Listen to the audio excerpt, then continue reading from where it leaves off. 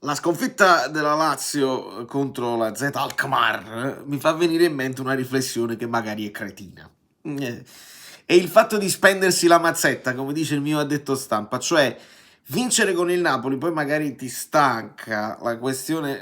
Alla fine vi faccio una domanda alla decrescenza. Fate conto, l'Inter ci batte, la partita dopo Monza-Inter 2-2. Il Lecce pareggia con noi, dopo Torino-Lecce 1-0. La Fiorentina ci blocca sul pareggio, poi Udinese-Fiorentina 1-0.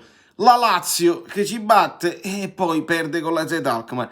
L'unica differenza, cioè eccezione, il Liverpool che dopo averci battuto in Champions vince col Tottenham e la Cremonese che dopo averci buttato fuori dalla Coppa Italia pareggia col Bologna, che è un buon risultato per loro.